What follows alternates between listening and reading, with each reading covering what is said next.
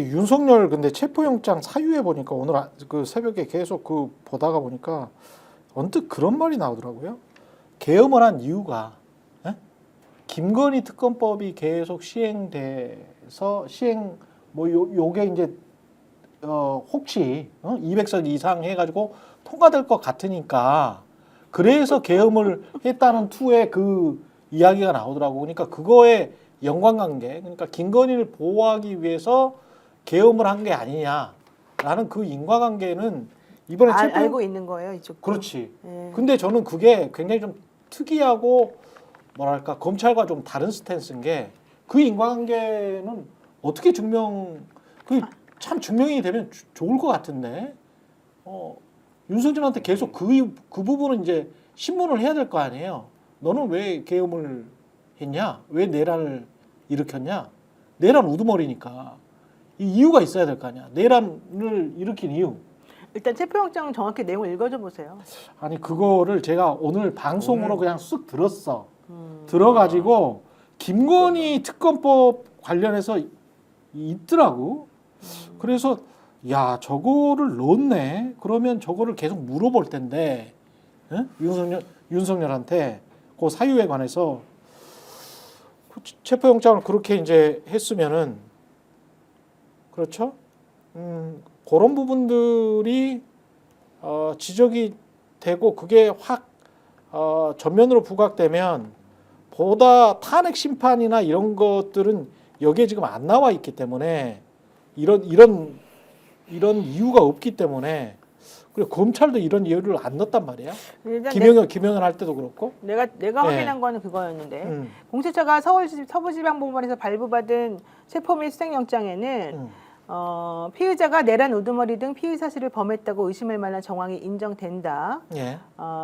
이 윤 전 대통령에 대한 이 영장의 유효 기간은 오는 21일까지다. 예. 이거 다 맞는 말이잖아요. 예. 자, 영장에서 수색이 필요한 이유는 세 가지를 썼는데 현직 대통령 신분으로 동선과 소재지 파악이 어렵고 비화폰의 특성상 실시간 발신 기지국 위치 확인에 제한이 있고 재직 이전에 사용했던 휴대전화의 위치 추적 자료 확보가 어렵고 그래서 대통령 관저나 사저와 안전가옥 등 모든 것에 대한 수색이 필요하다. 증거인멸할 우려가 있다. 이제 이런 얘기였었고 예. 나머지들 등에 대해서는 윤 전 대통령이 비상계엄 선포 요건에 해당되지 않는다는 사실을 충분히 알고 있었으면서도 이를 강행하려고 했고 그다음에 22대 총선 부정선거 의혹 수사를 진행하려 했다.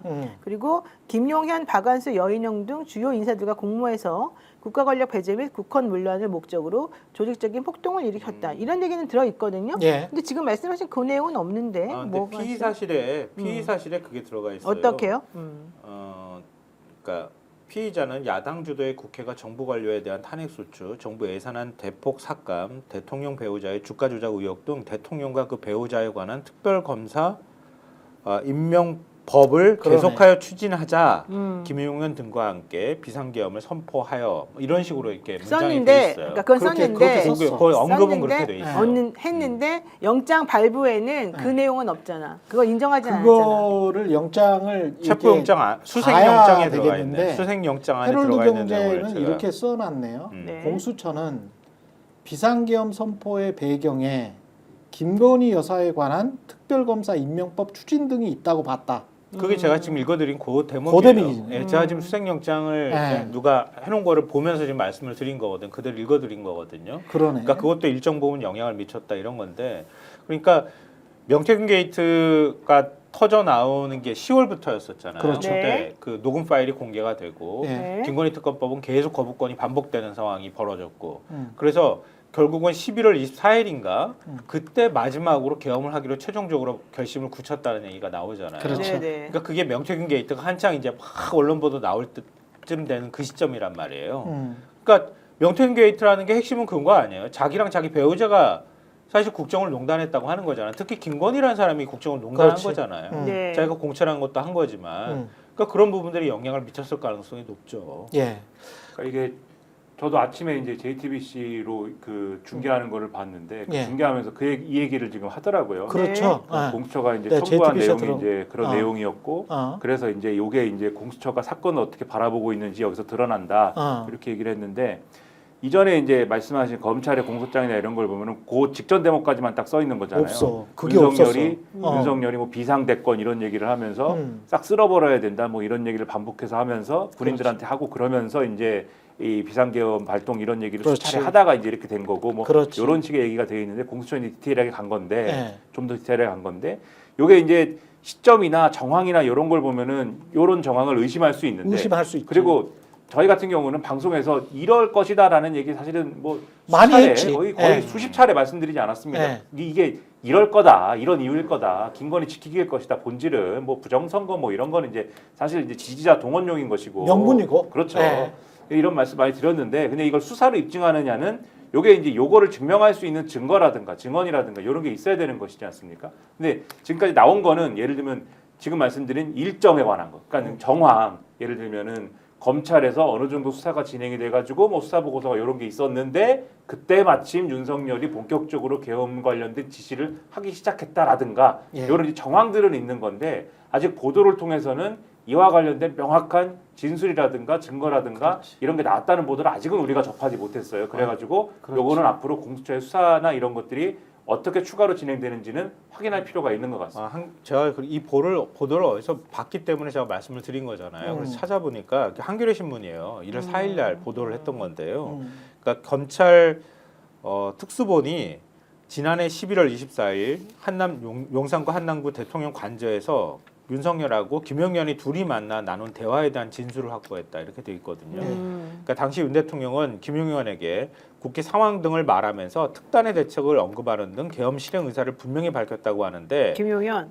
네. 그러니까 윤 대통령이 야당의 명태균 공천 개입 의혹 제기, 이재명 대표 재판 수사 관련 판검사 탄핵 가능성, 그리고 김용현 장관 탄핵 등을 언급을 하면서 미래 세대에게 제대로 된 나라를 만들어주기 위해서는 특단의 대책이 필요하다라는 발언을 했다는 거예요. 근데 그 시점이라는 게 아시다시피 10월 31일 민주당이 그 통화 윤석열 발언 있잖아요. 그렇죠. 김영선 줘라 네. 이렇게 얘기했다는 거, 그거 공개를 했잖아요. 네. 그리고 11월 15일에는 명태균이 정치자금법 위반 혐의로 구속이 됐잖아요. 구속되면서 그 무렵쯤에 그 얘기 나오지 않았어요? 제가 그 명태균이 구속되면은 한 달 내에 윤석열 탄핵당한다는 식의 얘기를 했잖아요. 그 무렵이. 그랬죠. 딱 그때하고 다 맞물리는 시기잖아요. 그렇죠. 그러니까 그 다음에 11월 24일 날 김용현을 만나서 그런 얘기를 언급했다고 하는 거지. 그러니까 마지막으로 윤석열한테 최종 결심을 하는 데 있어서 여러 가지 요인이 작용했겠지만 왜냐하면 그전에도 계속 비상조치가 필요하다는 얘기를 해왔다고 하잖아요. 최종적으로 마음을 굳히는 데 있어서는 명태균 게이트가 영향을 미쳤다. 거기에 김건희라는 사람도 영향을 당연히 미칠 수 있는 상황이었다라고 보는 게 타당하지. 그러니까 범죄 동기라는 게 굉장히 중요하잖아요. 그렇죠. 매우 중요하죠. 예. 살인자 같은 경우 니 왜 이런 극악한 일을 저질렀어? 뭐 이렇게 하는 것이고 내란 같은 경우도 전두환이나 노태우도 그 본인들이 강원도로 이제 발령 가고 그렇죠. 완전히 이제 거기서 수방사랄지 멀어지니까. 이제 아주 핵심에서 이제 멀어질 운명에 처하니까 그 인사를 앞두고 그렇게 질렀던 거 아닙니까? 그리고 이 기사에 예. 굉장히 중요한 대목이 나오는데 이 바로 언급한 11월 24일부터 12월 1일까지 김용현이 기무사가 만든 계엄령 문건하고 과거 비상계엄하에서 선포된 포고령 등을 참고해서 계엄 선포문 및 포고령 초안 등을 작성했다. 요 발언이 있고 난 다음에 그때부터 구체적으로 기무사 거 갖고 와서 계엄 실행 문건이나 이런 것들 확인하고 포고령 내용까지 확인하는 아주 구체적인 준비에 들어갔다라는 거예요.